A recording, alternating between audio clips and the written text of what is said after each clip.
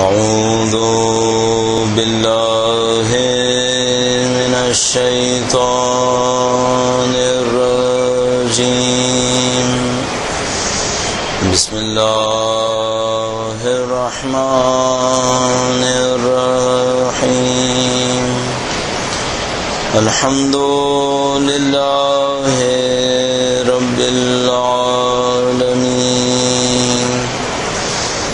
والصلاة والسلام على سيد الأنبياء والمرسلين حبيب إله العالمين بالقاسم محمد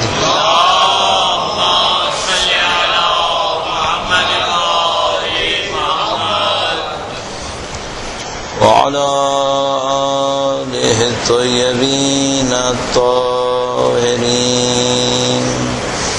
سيما بقية الله في الأراضين. قال الله تعالى في كتابه الكريم بسم الله الرحمن الرحيم أم حسبت أن أصحاب الكهف والرقيم كانوا من آياتنا عجبا. درود بھیجے گا محمد والے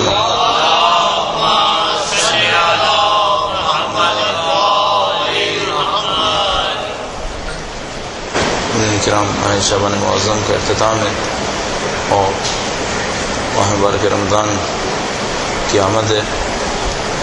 یہ مہینہ روایات کے اندر ماہ شعبان کا مہینہ استغفار کا مہینہ قرار پاتا ہے. اس کے اندر جو چند اعمال انتہائی اہم قرار پاتے ہیں ان میں سے ایک انسان گناہوں کی استغفار کرے. اس دعا کے ساتھ کہ انشاءاللہ پروردگار عالم اس مہینے میں ہمارے اور آپ کے تمام گناہوں کی مغفرت فرمائے اور جن مرحومین کے اثار ثواب کے لیے مجلس منعقد کی جا رہی ہے سائر مرحومین سب کے گناہوں کی انشاءاللہ خدا مغفرت فرمائے. درود بھیجے گا محمد والے محمد.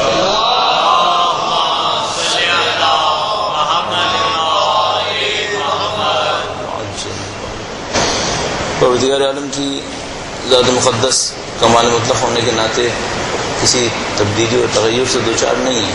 اللہ تعالیٰ کی ذات میں کوئی تبدیلی واقع نہیں ہوتی. پھر یہ سوال پیش آتا ہے کہ کیوں خدا تعالیٰ نے بعض ایام میں رحمت کا وعدہ کیا, کیوں خدا تعالیٰ نے بعض لمحات میں رحمت اور مغفرت کا وعدہ کیا. اگر اس کی ذات میں کوئی تبدیلی رونما نہیں ہوتی تو جو خدا عصر جمعہ میں ہے وہی خدا ظہر جمعہ میں بھی ہے. کیوں عصر جمعہ کو خدا تعالیٰ نے فضیلت قرار دی اور وہ خدا جو شب جمعہ میں ہے وہی خدا دوسرے شبوں میں بھی ہے, تو شب جمعہ کیوں مقدس قرار پاتی. اسی طریقے سے مہینوں کا فرق ہے کہ اگر مثلا رجب کے مہینے میں خدا تعالیٰ ہے وہی خدا ماہ رمضان میں بھی ہے. کیوں خدا تعالیٰ نے ماہ رمضان کو اتنی فضیلت دی ہے. اس کا جواب یہ دیا جاتا ہے کہ خدا تعالیٰ کی ذات میں کوئی تبدیلی رونما نہیں ہوتی, بس خدا تعالیٰ نے اپنے بندوں کو نوازنے کے لیے کوئی بہانہ تیار کیا ہے, کسی بہانے سے دینا چاہتا ہے. خدا وہی خدا ہے, بندہ بھی وہی بندہ ہے, کوئی چیز تبدیل نہیں ہوئی. زمانے خود خدا تعالیٰ نے ایجاد کیا, جمعے کا دن خدا نے ایجاد کیا ہے, اتوار کا دن خدا نے ایجاد کیا, خلق کیا. تو صرف اس نے یہ چاہا کہ ایک دن ایسا رکھے جہاں پر اگر کوئی بندہ مغفرت طلب کرے اس کو حساب سے کہیں زیادہ نواز دیا جائے. ایک مہینہ ایسا رکھے کہ اگر اس مہینے میں کوئی بندہ مغفرت طلب کرے اس مہینے میں مغفرت کو حساب سے زیادہ دے دیا جائے. اور یہ خدا تعالیٰ کا فضل و کرم تھا. بس یہ تمام ایام, مہینے, شبیں, یہ تمام کی تمام خدا تعالیٰ کے انتہائی فضل و کرم کی نشانیاں ہیں. خدا انشاءاللہ ہمیں اور آپ کو اس کے فضل و کرم سے مستفید ہونے کی سعادت نصیب فرمائے. ایک بار پھر درود بھیجے گا محمد والے محمد.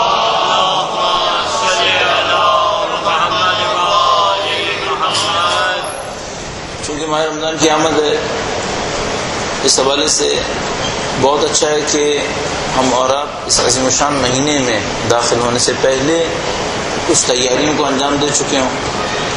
ایسا نہ ہو کہ ہم ناگہانی کسی فضیلت کے اوپر پہنچ جائیں اور نہ جانتے ہوں کہ اس فضیلت سے کیا فائدہ اٹھانا ہے۔ البتہ ظاہر ہے کہ یہ تمام گفتگو ان افراد کو زیادہ فائدہ دے پائے گی کہ جنہوں نے اپنے نفس کی تزکیہ اور تربیت کے لیے کوئی ارادہ کیا ہوا۔ ہم انسان مجموعی طور پر اس دنیا کے اندر دو قسم کے ہیں، ایک وہ جو اہل آخرت ہیں، ایک وہ ہیں جو اہل دنیا ہیں۔ مجھے احساس ہوتا ہے بار بار کہ شاید مذاہب اور فرقوں کی تقسیم سے زیادہ اہم تقسیم یہ تقسیم ہے۔ ممکن ہے کوئی آدمی مسلمان ہو لیکن اہل دنیا ہو، بلکہ عاشق دنیا ہو، جیسے عمر ابن سعد ہے، بظاہر مسلمان لیکن اہل دنیا ہے۔ اور ممکن ہے کہ کوئی عیسائی ہو، اور ممکن ہے کہ کوئی اور کسی اور مذہب سے تعلق رکھتا ہو لیکن اہل آخرت ہو۔ یوں احساس ہوتا ہے کہ شاید انسان کے لیے ابتدائی طور پر یہ زیادہ اہم نہیں بنے گا کہ وہ بظاہر اپنے شناختی کارڈ کے اعتبار سے کس دین کا ماننے والا تھا، یہ زیادہ اہم رہے گا کہ وہ اپنی طبیعت میں اہل دنیا تھا یا اہل آخرت تھا۔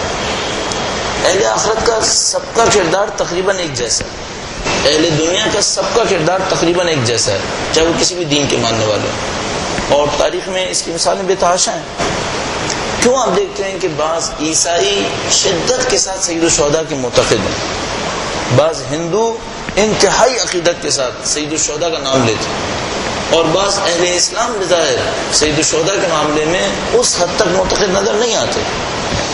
وجہ یہ سمجھ میں آتی ہے کہ جو اہل آخرت ہیں وہ کسی بھی فرقے یا کسی بھی دین کے اندر بیٹھے ہوئے ہوں، وہ سمجھ سکتے ہیں کہ اہل آخرت ہونے کا مطلب کیا ہے، اس کی ذمہ داریاں کیا ہیں، اس کے نتائج کیا ہیں۔ اور ہم اور آپ بدقسمتی سے اہل اسلام میں اب، اور دوسرے ادیان کے اندر بھی ایسا ہی ہے، یہاں پر نہیں ہونا چاہیے تھا لیکن اب یہاں بھی اہل آخرت بہت مشکل سے پا رہے ہیں کہ جو دنیا پرستی کا ایک رواج ہے اس نے اس بری طرح گھیر لیا ہے کہ بہت کم لوگ اہل آخرت رہ گئے۔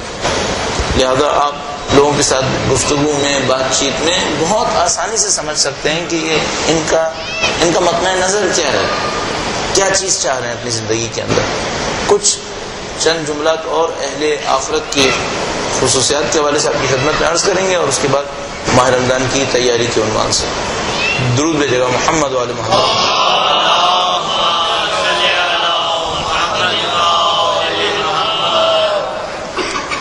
اہل آخرت اپنی طبیعت کے اندر مادہ پرستی سے اگر گریز نہ بھی کریں، کم سے کم مادہ پرستی کے پیچھے نہیں جائیں گے۔ اہل آخرت کو پتہ ہوتا ہے کہ دنیا ایک بہت محدود مدت کا نام ہے، یہ بہت لمبی زندگی نہیں ہے، اور جو آخرت کی زندگی ہے وہ اس زندگی کے مقابلے میں تقریباً ابدی زندگی کہلائے گی۔ بالکل ایسے ہی جیسے آپ اس جگہ پر مشکل سے 1 یا 1.5 گھنٹے کے لیے تشریف فرما رہیں گے، اور اس کے مقابلے میں آپ کا گھر تقریباً آپ کی مستقل رہائش گاہ کہلائے گی، جبکہ ان میں سے کوئی بھی مستقل نہیں ہے۔ یعنی یہ تو یقیناً مستقل نہیں ہے، چونکہ یہ جز وقتی ہے، 1-1.5 گھنٹے کے لیے ہے۔ جہاں پر آپ کی مستقل رہائش گاہ ہے وہ بھی آپ کی مستقل رہائش گاہ نہیں ہے، لیکن اس کے مقابلے میں وہ مستقل رہائش گاہ بن جائے گی۔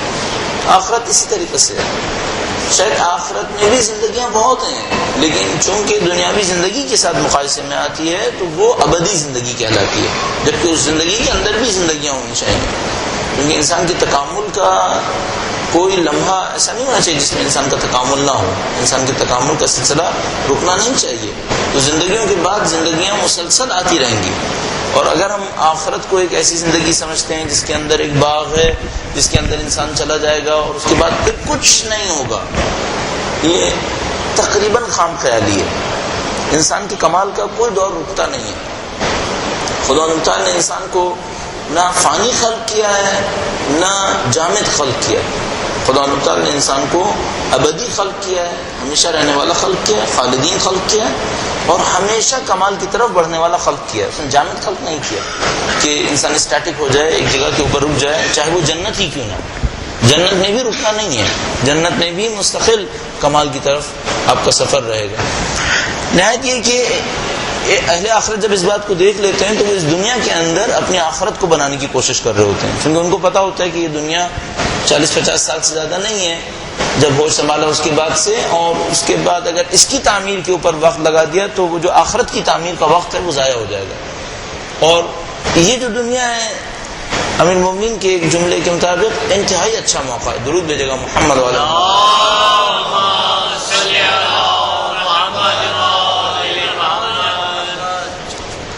کسی نے دنیا کی مذمت کی امیر المومنین کے سامنے، فرمایا دنیا کسے کہتے ہو؟ بات ہوئی دنیا یہ ہے، دنیا وہ ہے. امیر المومنین نے فرمایا اگر دنیا یہ زندگی ہے اور یہ آخرت کے لیے ہو تو اس کی کوئی مذمت نہیں ہے. اگر آپ مثلاً ابھی یہاں پہ آپ تشریف فرمائیں، سید الشہداء کی عنوان سے آپ یہاں پہ تشریف فرمائیں، مرحومین کو ایصال ثواب پہنچانے کے لیے یہاں پہ تشریف فرمائیں، آیا اس کی مذمت ہے؟ اس عمل کی کوئی مذمت کرے گا؟ کون سا فرشتہ اس کی مذمت کرے گا؟ آیا قرآن کریم میں اس کی مذمت ہوگی؟ نہیں ہوگی.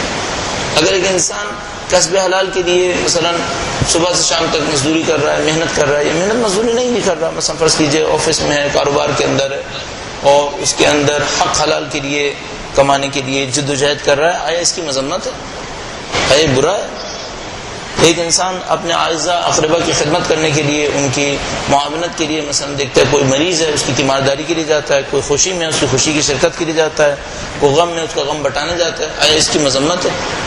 نہیں. یہ وہ دنیا نہیں جس کی مذمت ہے. کیوں؟ اس میں دنیا ہدف نہیں ہے، اس میں آخرت ہدف ہے. بس وہ دنیا جس میں ہدف آخرت ہو، اس دنیا کی کوئی مذمت نہیں ہے. مذمت اس دنیا کی ہے جس میں دنیا ہی ہدف ہے. مثلا ایک آدمی کچھ کماتا ہے اور یہ جو اس نے کمایا ہے یہ کسی شرعی ذمہ داری کو انجام دینے کے لیے نہیں کمایا ہے، اپنی دنیاوی عیاشی کے لیے کمایا ہے، اس کی مذمت ہے. اس کی مذمت ہے. یا کوئی کمانے کے لیے کوئی حرام کام انجام دے رہا، نعوذ باللہ تعالی، ان سب کی مذمت ہے. بس خاص چیزوں کی مذمت ہے دنیا کے اندر. اہل آخرت اس میں مبتلا نہیں ہوتے. اہل آخرت دنیا کو دیکھتے ہیں، آخرت کے لیے دیکھتے ہیں، دنیا کے اندر جد و جہد کرتے ہیں. اور اگر کوئی حساب لگائے تو امیر المومنین نے جتنی جد و جہد کی ہے دنیا کو آباد کرنے کے لیے، شاید ہی کوئی محنت مزدوری کرنے والا ہوگا جس نے اتنی جد و جہد کی ہوگی. یعنی میں قاطریت کے ساتھ عرض کر رہا ہوں کہ اگر جتنی زمینیں باغ امیر المومنین نے آباد کیے، میں اور آپ آباد کریں، ہم لوگ بلینر ہو جائیں گے. جتنی انہوں نے زمینیں اور باغ آباد کیے اور کنویں کھودے اور چشمے جاری کیے، اگر اتنا ہم اور آپ کریں ہم لوگ بلینر ہو جائیں گے. ویسا نہیں تھا کہ امیر المومنین نے محنت مشقت نہیں کی. امیر المومنین محنت مشقت کی ہے، دنیا کو آباد کیا ہے. نہایت کہ دنیا کو دنیا کی خاطر آباد نہیں کیا. اور اس کی نشانی یہ تھی کہ جب تشریف لے جانے لگے اس دنیا سے تو اس ساری دنیا کو انہوں نے مسلمانوں کے لیے وقف کر دیا. انہوں سب تشریف لائیں. درود بھیجے گا محمد والے.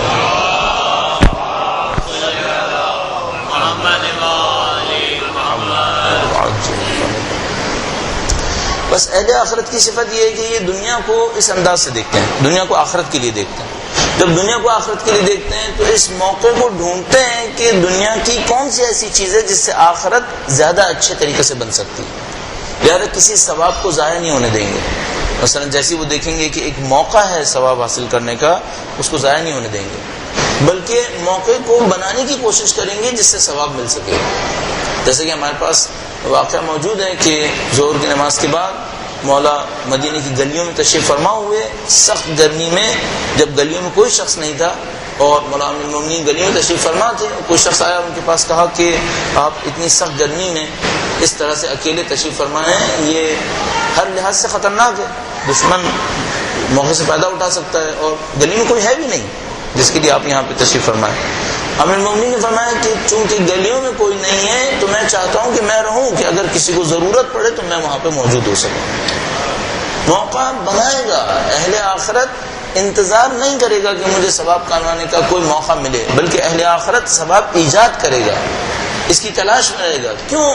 تمام اہل بیت اطہار علیہ السلام شبوں کو کھانا کندھے پہ لاد کر گھر سے باہر نکلا کرتے تھے.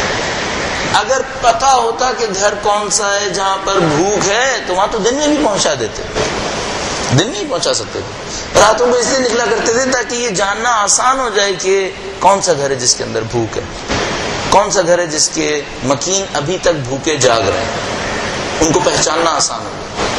تو راتوں کو اس سے نہیں نکلتے تھے کہ پہلے سے آئیڈینٹیفائڈ لوگ تھے جن تک پہنچنا تھا، نہیں، راتوں کو اس سے نکلتے تھے کہ جو دن میں شناسائی نہ ہو سکے اس کو رات میں پہچان لیا جائے.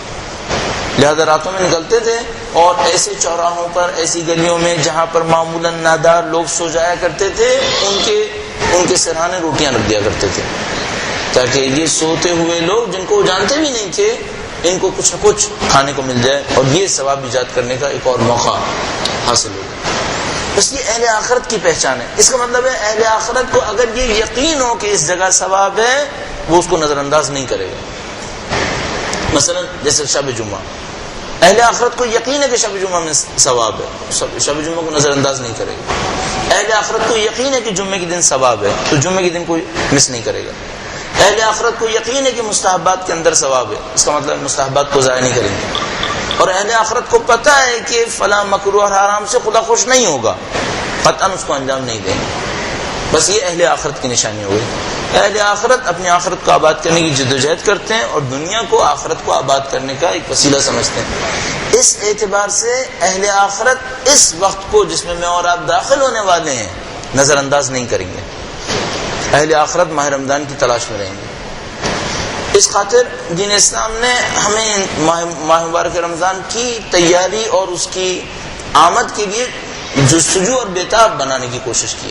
اس کا بیتاب رہو، اور اس بیتابی کا اظہار اس طرح سے ہے کہ ماہ مبارک کی آمد سے 3 دن پہلے سے روزہ رکھنا شروع کر دو، تاکہ یوں نہ لگے کہ جیسے ماہ مبارک رمضان بوجھ ہے، بلکہ تم پہلے ہی سے گویا استقبال کے لیے شہر سے باہر چلے جاؤ اور باہر جا کر اس کا استقبال کرو. تو ماہ شعبان کے آخری 3 ایام میں روزہ رکھنا مستحب قرار پایا. جیسے کہ میں اور آپ ابھی ہیں، اور آج کے دنوں میں اگر حساب کریں تو پیر کی تاریخ سے، پیر کے دن سے 27 شعبان شروع ہو جائے گی. تو آپ 27 شعبان سے روزہ رکھنا شروع کر دیجئے. 27، 28 اور 29 کم از کم 3 دن ہو جائیں گے، اور اگر 30 کی تاریخ ہوئی تو پھر آپ کے 4 دن ہو جائیں گے. نہ صرف یہ کہ برا نہیں ہے بلکہ اس میں ثواب بھی اور حاصل ہوگا انشاءاللہ. درود بھیجیے گا محمد و آل محمد.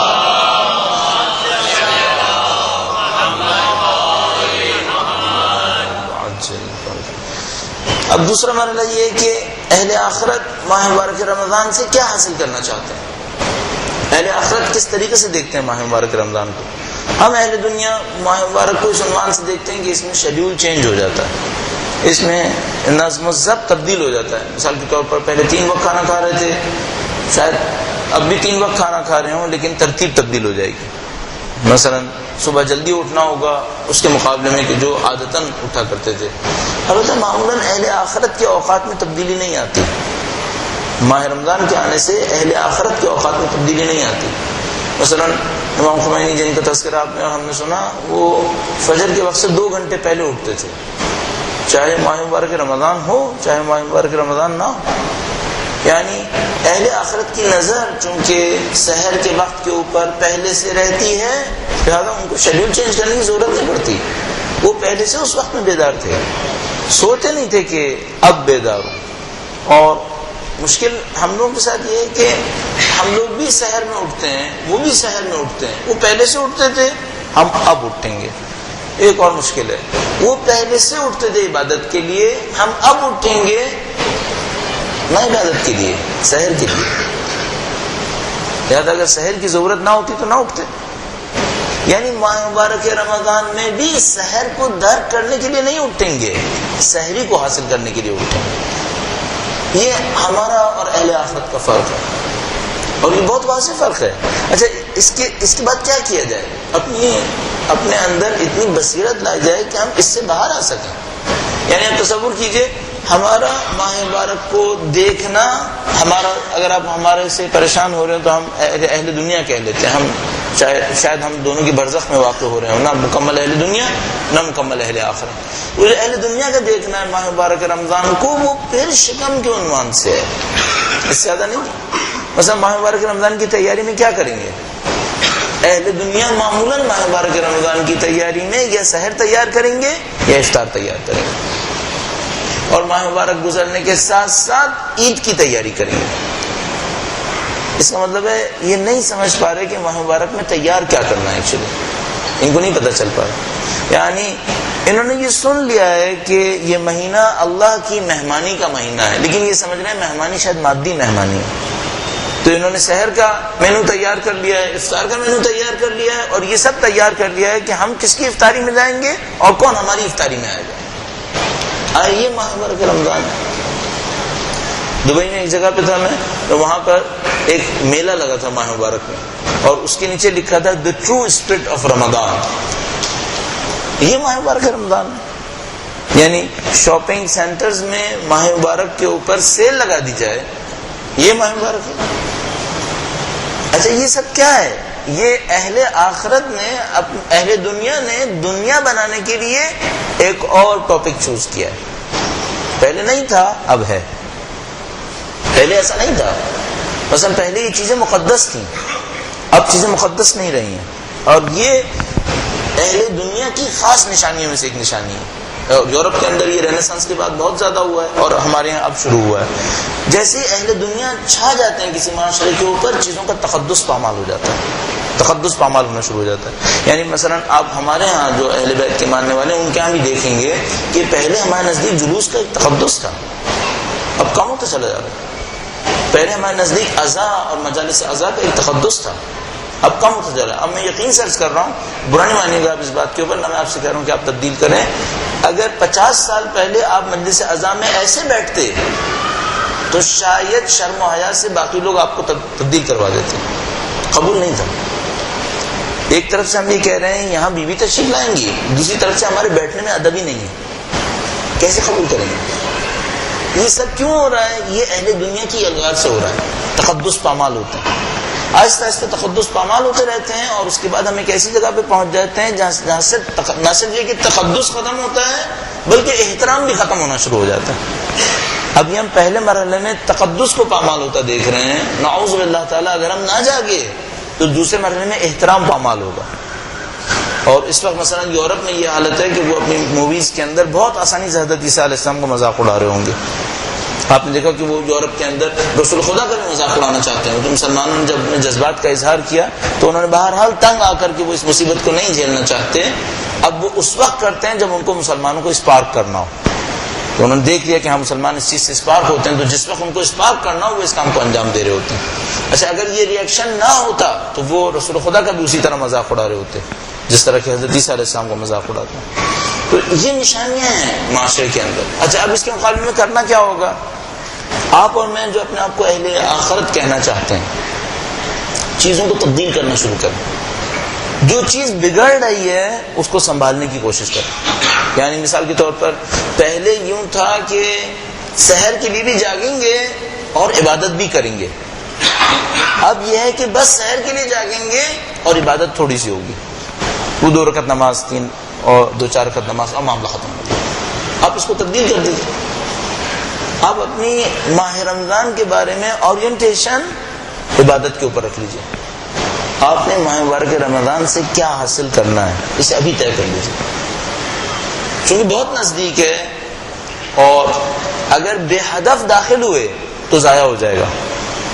ماہ مبارک رمضان میں آپ داخل ہوں گے چند دن میں ختم ہو جائے گا، کیونکہ ہماری زندگی میں اسپیڈ اتنی ہے، انوالومنٹ اتنی ہو گئی چیزوں کی کہ ہم لوگ ہوشیار نہیں ہو پاتے. یہ بھی آج کے زمانے کا ایک خاصہ ہے، ہمارے پاس سوچنے کا وقت نہیں ہے، ہمارے پاس سوچنے کا وقت ختم ہو گیا. اس سے بچنے کا طریقہ کار یہ ہے کہ آپ ابھی سے یہ طے کر لیں کہ آپ نے ماہ مبارک رمضان سے کیا حاصل کرنا ہے. اور میں نے عرض کیا آپ کی خدمت میں، اہل دنیا شیڈیول صرف یہ بنا پائیں گے کہ کیا کھانا ہے اور کس طرح. آپ یہ مت سوچیں، آپ یہ سوچنا شروع کر دیں کہ آپ ماہ مبارک رمضان میں اپنی معنویت کے لیے کیا کریں گے، آپ اپنے اخلاقیات کے لیے کیا کریں گے. اچھا یہاں پر بھی اہل آخرت کی بھی 2 انداز آپ کی خدمت میں عرض کرتا چلوں. درود بھیجے گا محمد والے محمد.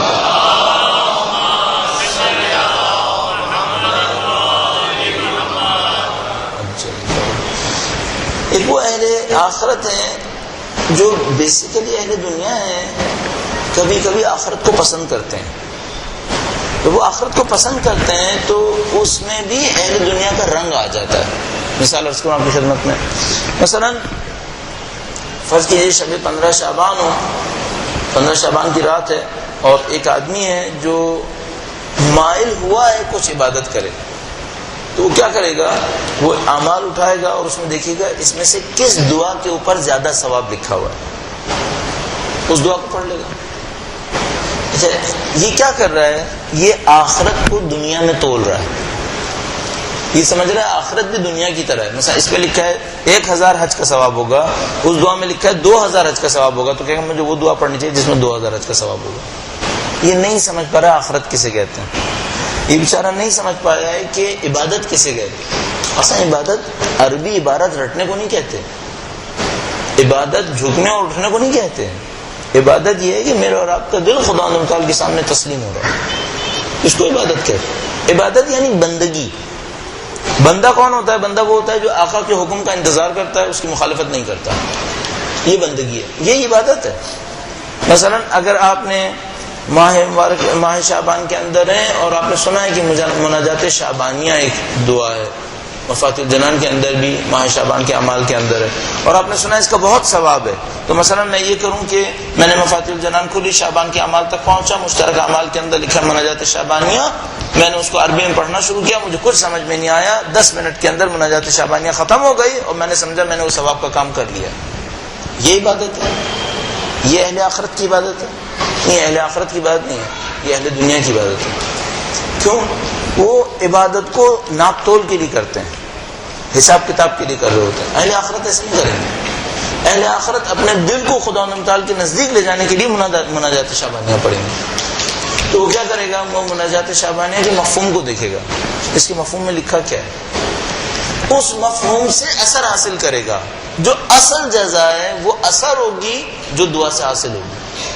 بس آپ نے جیسے کہ ہم لوگ مبارک رمضان میں ایسا بہت دیکھتے ہیں، ایک مسجد ہوگی، اس کے صحن کے اندر بہت سارے لوگ بیٹھے ہوں گے، وہاں دعائے جوش الکبیر پڑھی جا رہی ہوگی، ایک آدمی بہت تیزی سے اس پورے بند کو پڑھے گا جس کے اندر اللہ کے مختلف نام ہیں، اور جیسے ہی وہ اپنی آواز بند کرے گا، اس سے قطع نظر کہ اس نے کیا پڑھا، اچانک لوگ وہ جملہ ادا کر دیں گے اور اس کے بعد شاید ایک گرہ لگا دیں گے اور اس کے بعد پانی کے اندر پھونک دیں گے اور سمجھیں گے یہ جوشن کبیر پڑھی جا رہی ہے. یہ جوشن کبیر کا ورد ہو رہا ہے، یہ جوشن کبیر نہیں پڑھی جا رہی. ابو حمزہ صومالی بھی اسی طریقے سے ہے. مثلا دعا ابو حمزہ صومالی ہو رہی ہوگی، 40-50 منٹ تک ایک آدمی عربی کے اندر کچھ پڑھتا رہے گا، پیچھے لوگ اس کو سنتے رہیں گے اور سمجھتے رہیں گے یہ ابو حمزہ پڑھی جا رہی ہے. نہیں، یہ اس کا ورد ہو رہا ہے، یہ پڑھی نہیں جا رہی. پڑھی جا رہی تو ہوتی تو اس کا مطلب اس کے دل پہ کوئی تاثیر ہوتی. اگر آپ ایک دعا کے اندر بیٹھے ہیں، ایک شب دعا ہے یا مثلا شب عبادت ہے، آپ اس کے اندر بیٹھے ہیں، 5 گھنٹے آپ بیٹھے اور 3 منٹ کے لیے دل خدا کی طرف گیا ہے، وہ 3 منٹ عبادت ہوئی ہے ایکچولی. باقی سب تیاری تھی، باقی سب اس کے اطراف میں مقدمہ ہوا اور اس کا نتیجہ ہوا، یہ سب کچھ ہوا. اصل عبادت وہ 3 منٹ کی ہوئی. یاد اگر میں اور آپ نماز کے لیے کھڑے ہوں، 10 منٹ میں ہم نے نماز ظہر پڑھی ہو، 1 منٹ توجہ دی ہو، 1 منٹ عبادت ہوئی ہے، نہ کہ 10 منٹ.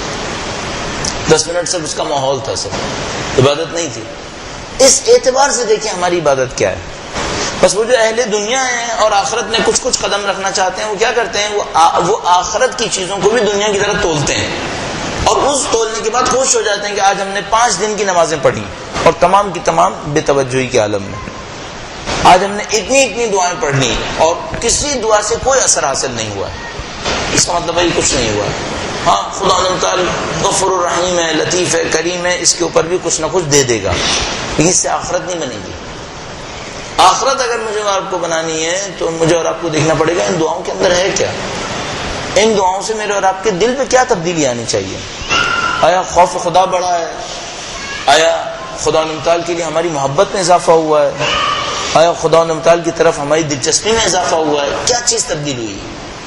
یعنی آپ نے مناجات شعبانیہ پڑھی اور پڑھنے کے بعد آپ کو احساس ہوا کہ اب میں خدا سے زیادہ نزدیک ہوں، اس کا مطلب ہے آپ نے مناجات پڑھی، آپ نے واقعاً خدا متعال کے حضور مناجات شعبانیوں کو ادا کر دیا. یہ واقعاً اثر. لیکن پڑھا اور کچھ نہیں ہوا، اس کا مطلب یہ ہے کہ آخرت میں بھی کچھ نہیں ہوا، آخرت کے لیے بھی بس ایک بہانہ ہوا. تو اچھا، اب کچھ لوگ ہیں وہ اس طرح سے کر رہے ہوتے ہیں کہ وہ کیلکولیٹڈ ثواب لے رہے ہوتے ہیں.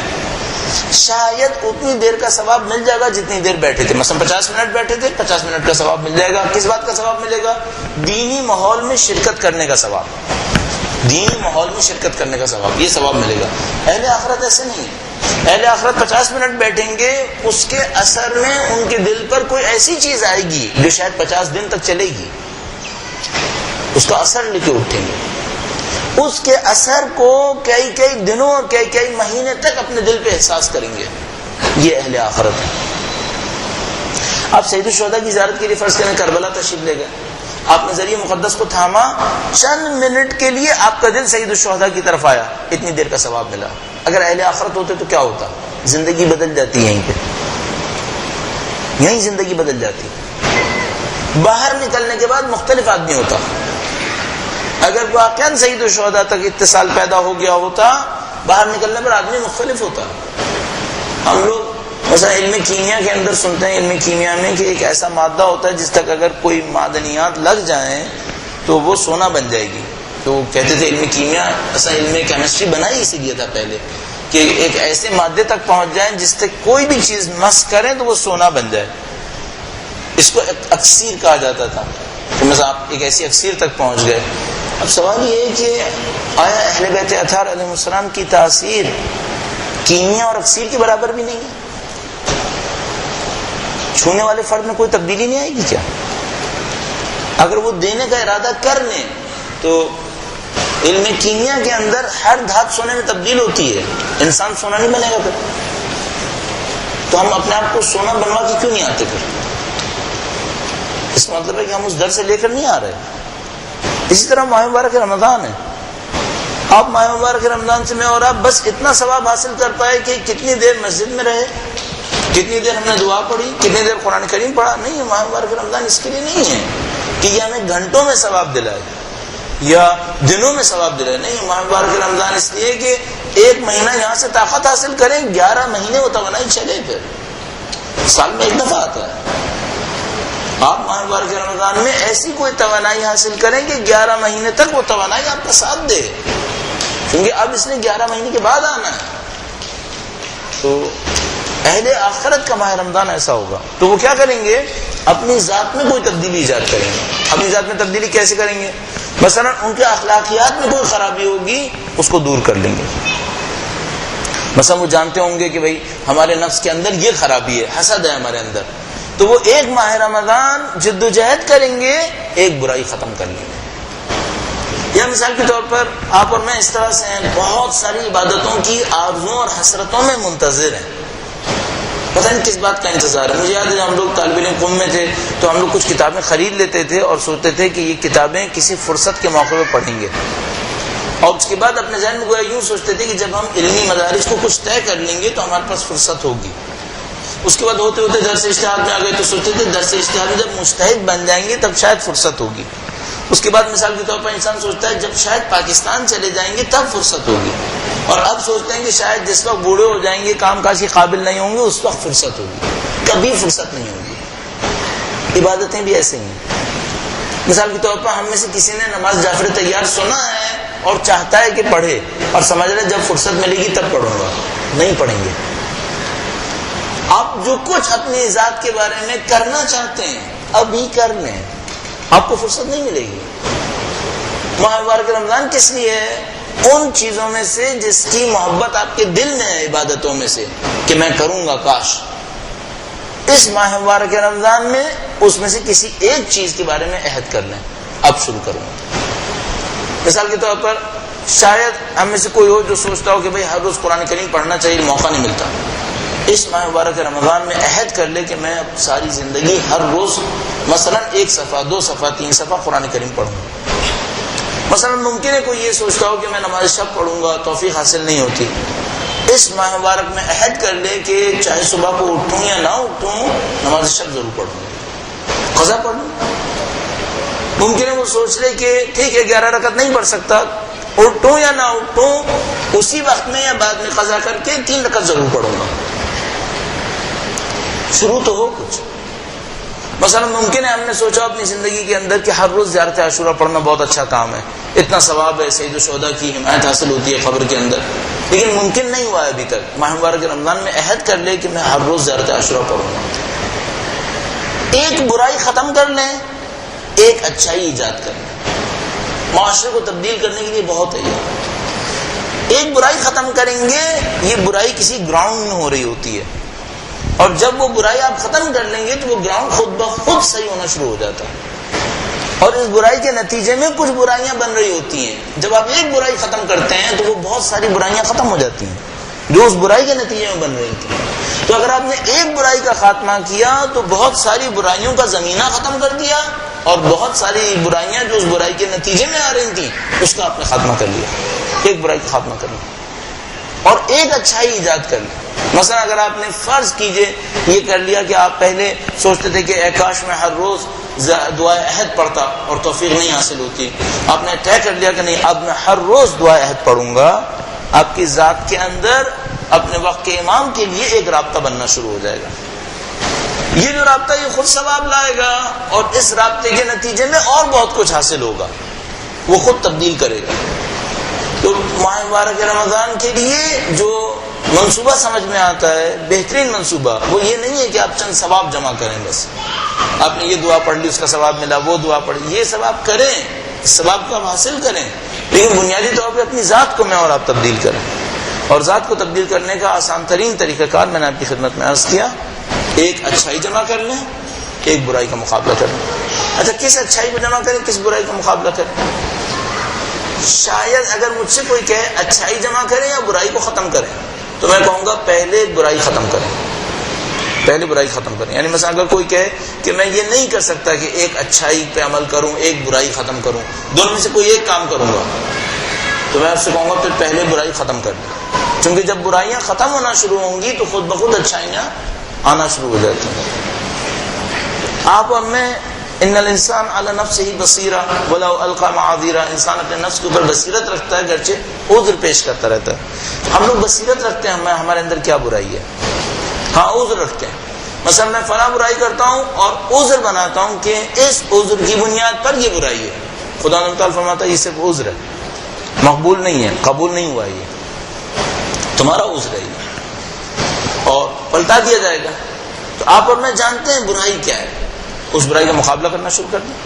آپ کا اور ہمارا ماہ مبارک رمضان اچھے سے اچھے میں تبدیل ہونا شروع ہو جائے گا. اور جو کچھ آپ کو کرنا ہے ابھی سوچیے.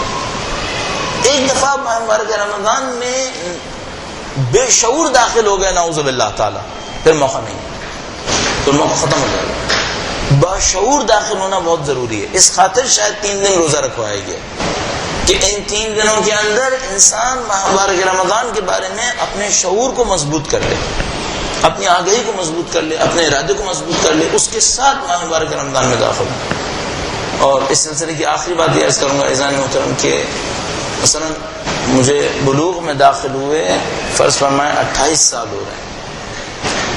قطعاً ایسا ہے کہ یہ 28 سال گزر گئے ہیں, اور اگر توجہ نہیں کی تو 30-40 سال اگر زندگی ہوئی تب اور گزر جائیں گے اور آگاہ نہیں ہو پائیں گے. ایسا مت سوچیے گا کہ آپ کی اور میری مثال کے طور پر آپ کی عمر ابھی کم ہے, بڑھے گی تو خود بخود شعور آئے گا, نہیں آئے گا. بڑھاپے تک بھی پہنچ جائیں گے, شعور نہیں آئے گا. شعور خود ایجاد کرنا پڑے گا, اور یہ وقت ہے, یہ وقت ہے جو اس وقت کر رہے ہیں. آپ دیکھ رہے ہیں ہم کس دور سے گزر رہے ہیں. مجھے نہیں معلوم ہم لوگ چند مہینوں کے اندر ایک ایسے وقت پہ پہنچ جائیں کہ ہم لوگ کا ذہن معاف ہو جائے, ہم لوگ سوچنا سمجھنا چھوڑ دیں. ابھی شاید آخری لمحات ہوں جس کے اندر ہمارے پاس سوچنے سمجھنے کے لیے توانائی موجود ہے. خدا نہ کرے ہم کسی ایسے دور میں داخل ہو گئے جہاں ہمیں یہ پتہ نہ ہو کہ صبح کا کھانا کہاں سے آئے گا رات کو, اور رات کے لیے پتہ نہ ہو کہ کھانا کہاں سے آئے گا, تو پھر شاید ہمارا ذہن کام نہیں دے گا, پھر ہم بے شعور ہو جائیں گے.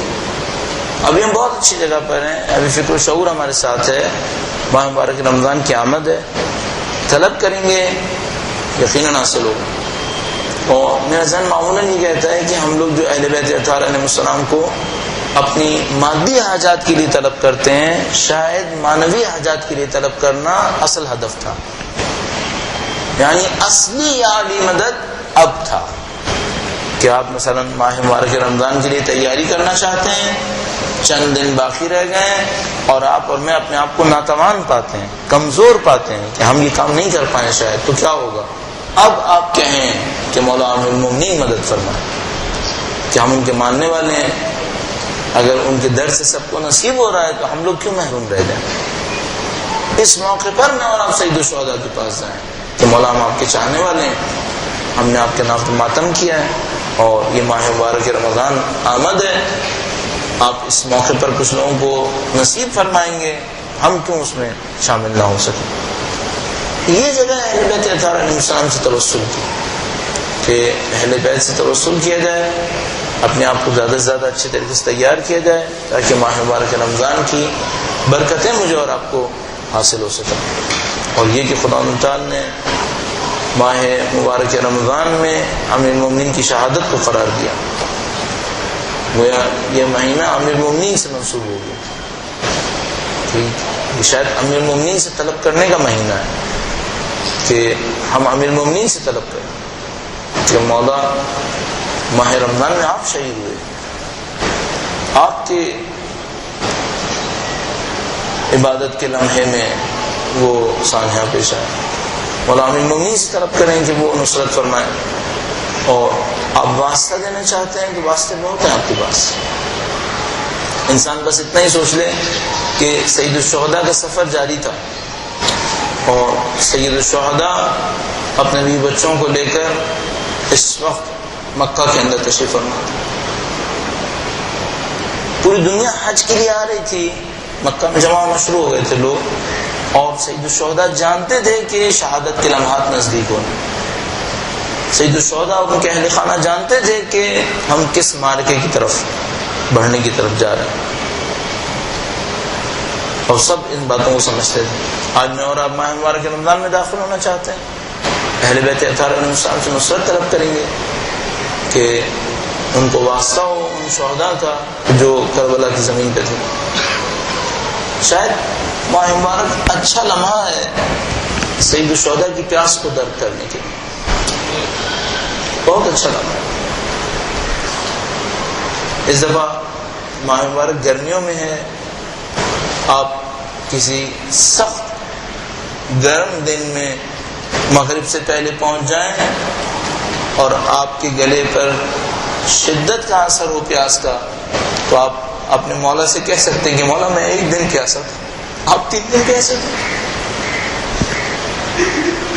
آپ دیکھ سکتے ہیں کہ آپ کے بچوں کے پاس بہرحال پانی ہے، آپ پیاسے ہیں حکم خدا سے، اور آپ اپنے مولا سے کہیں گے مولا میں پیاسا ہوں، میرے بچے بلاخر پانی پی رہے ہیں. اور آپ کی پیاس وہ پیاس تھی جو علی اصغر کے گلے پر بچھائی گئی تھی. کبھی ایسا ہوگا کہ آپ ماہ مبارک رمضان میں پیاسے ہوں گے، آپ کو تھوڑا چلنا پڑ جائے تو آپ زحمت کو احساس کریں گے. اپنے مولا کی زحمت کو سوچیے گا کہ جب علی اکبر آئے اور کہا کہ اگر 1 جرعہ پانی کا مل جاتا تو جہاد کرتا. اپنی پیاس کو سید الشہداء کی یاد میں تبدیل کر دیجیے کہ سید الشہداء کی پیاس کا عالم کیا تھا. جب چوتھے امام نے قبر مقدس کو تیار کر لیا تو اس قبر کے اوپر ایک جملہ لکھا، ہذا قبر حسین ابن علی الذی قتل عطشانا، یہ حسین ابن علی کی قبر ہے جو پیاسا مارا گیا. یہ پیاس کیا تھی؟ شاید ماہ مبارک رمضان اچھا لمحہ ہے اس بات کو درک کرنے کے لیے کہ جب آپ کبھی مثلا افطار کے اوپر بیٹھے ہوں اور اس کھانے کی طرف ہاتھ بڑھانے لگے تو مجھے اور آپ کو یاد آئے کہ شام غریبہ میں بی بی زینب کے سامنے کھانا آیا تھا اور بی بی تڑپ کے رہ گئی تھی کہ میرا بھیا پیاسا مارا گیا. الذین ظلموا ایام منقلب ينقلبون. پروردگارہ تجھے واسطہ محمد و آل محمد کا اس قلیل کو ہم سے قبول فرما. اے پاک پروردگارہ تجھے واسطہ محمد و آل محمد کا ان کی نورانیت سے دلوں کو منور فرما. ہمارے مرحومین کے تمام گناہ صغیرہ و کبیرہ کی مغفرت فرما. حجت خدا کے ظہور مبارک میں تعجیل فرما. ہمیں اور ہماری اولادوں کو ان کے بہترین جانثاروں میں قرار فرما.